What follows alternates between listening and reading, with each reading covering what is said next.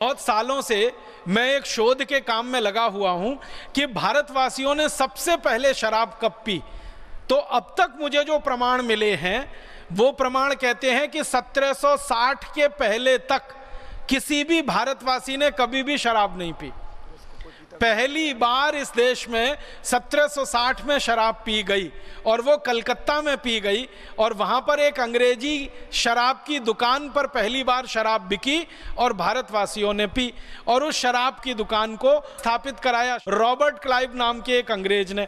और उसने जब कंपनी का राज चलता था इस देश में, ईस्ट इंडिया कंपनी का, तो कानून बनवाया, कानून से लाइसेंस दिया गया और उस लाइसेंस के आधार पर कलकत्ते में पहली शराब की दुकान खुली 1760 में और उस शराब की दुकान पर आकर भारतवासियों ने शराब पीना शुरू किया। रॉबर्ट क्लाइव के समय में जब ये शराब की दुकान खुली और जिस अंग्रेज अधिकारी की पहली नियुक्ति इस दुकान पर हुई, उस अंग्रेज अधिकारी को एक बार लंदन की संसद में बुलाया गया था बयान देने के लिए। तो वो अंग्रेज अधिकारी जब लंदन गया संसद में बयान देने के लिए तो उससे पूछा गया कि बताओ तुम्हारे शराब का धंधा कैसा चल रहा है। तो उसने कहा बहुत अच्छा चल रहा है। तो अंग्रेज संसदीय समिति के सदस्यों ने कहा ये तुम क्या बोल रहे हो, भारत में शराब का धंधा अच्छा चल रहा है। उसने कहा हाँ बहुत अच्छा चल रहा है। तुम्हारे पहले कैसा चलता था? उसने कहा मेरी शराब की दुकान खुलने के पहले तो कोई शराब पीता ही नहीं था। मैं तो पहला आदमी हूं जिसने कलकत्ता के लोगों को शराब पीना सिखाया। तो तुम्हारी दुकान पर लोग आते हैं, हाँ आते हैं, भीड़ की भीड़ आ रही है। तो तुमने क्या किया उनको अपनी दुकान पर बुलाने के लिए, आकर्षित करने के लिए? तो उसने एक बात कही संसदीय समिति के सामने, जो अंग्रेजों की संसद के रिकॉर्ड्स में दर्ज है। वो कहता है कि मैंने सबसे पहले मुफ्त में शराब पिलाई भारतवासियों को। उसने कहा कि मैंने एक बोर्ड लगा दिया शराब की दुकान के बाहर और उस पर लिख दिया और उसको बांग्ला भाषा में लिखा, पहले अंग्रेजी में फिर बांग्ला में, और उस पर यह लिखा कि यहाँ मुफ्त में शराब मिलती है, आइए पीजिए, आनंद लीजिए। ऐसा करके बोर्ड पे लिख दिया। तो एक आया, उसने चखा, फिर दूसरे दिन वो 2 को और लेके आया, फिर तीसरे दिन 3 को लेके आया। तो कहने लगे अब तो मेरे पास ऐसे ग्राहकों की संख्या हो गई है कि जिनको पहले मैंने मुफ्त में शराब चखाई थी अब वो घर से पैसे चुरा कर लाते हैं और मेरी शराब पीकर वहां से जाते हैं। तो अंग्रेजी संसदीय समिति बड़ी खुश हो गई। उसने कहा तुमको तो पुरस्कार मिलना चाहिए। तो वो कहता मुझे अगर पुरस्कार देना है तो एक लाइसेंस और दे दो, दूसरी दुकान में वहीं खोलना चाहता हूं शराब की। तो दूसरी दुकान खुल गई, फिर तीसरी खुल गई, फिर चौथी खुल गई। एक दिन 350 दुकानें हो गई कलकत्ता में और ये दुकानें बढ़ती नहीं। अंग्रेज इसको बढ़ाते रहे, शराब पीने का कानून बना दिया। कानून में ये लिख दिया कि अगर कोई बालिग हो गया तो शराब पीने का अधिकारी हो गया। जब तक वो नाबालिग है तब तक ना पिए, बालिग हो गया तो पीने लगे। अब हमारे यहाँ अंग्रेजों के ज़माने में बहस चली कि भारत में कोई बालिग है या नाबालिग है, इसकी उम्र क्या मानी जाए। तो आपको सुनकर हैरानी होगी, मैं सबको बताना चाहता हूँ कि सालों साल अंग्रेजों ने बालिग होने की उम्र 14 साल रखी, फिर उसको 16 साल किया, फिर आते आते वो 18 साल हो गई। माने थोड़े समय तक ये था कि 14 साल के ऊपर हो जाए तो शराब पी ले।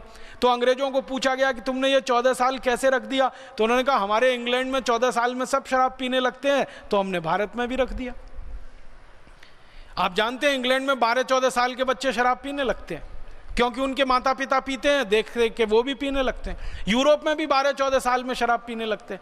तो चूंकि यूरोप और इंग्लैंड में 12-14 साल में शराब पीने लगते तो भारत में भी वही उम्र उन्होंने रख दी। फिर थोड़े दिन बहस होकर 16 साल किया, फिर उसको 18 साल कर दिया। अब भारत सरकार को क्या करना चाहिए था? आज़ादी मिलने के बाद ये कानून समाप्त कर देना चाहिए था, क्योंकि हमारे धर्म में, हमारी न्याय व्यवस्था में शराब पीना पाप है, अधर्म है और सबसे घृणित काम है।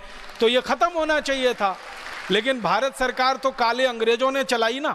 उन्होंने क्या किया कि ये शराब के कानून को और ज़्यादा खुला कर दिया, और इतना खुला कर दिया कि पहले अंग्रेजों के ज़माने में जब शराब का कानून बना था ना, तो अंग्रेजों ने उस कानून में एक जगह ये लिखा हुआ था कि भारत में अगर कहीं मंदिर है, कहीं मस्जिद है, तो उसके दूर दूर 500 मीटर तक शराब की दुकान नहीं होनी चाहिए। अंग्रेजों ने कानून में ये लिखा।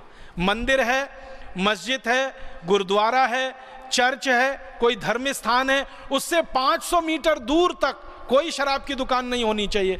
फिर इसी में अंग्रेजों ने एक और वाक्य जोड़ा था कि विद्यालय है, विश्वविद्यालय है, कॉलेज है, तो उसके दूर दूर 500 मीटर तक शराब की दुकान नहीं होनी चाहिए।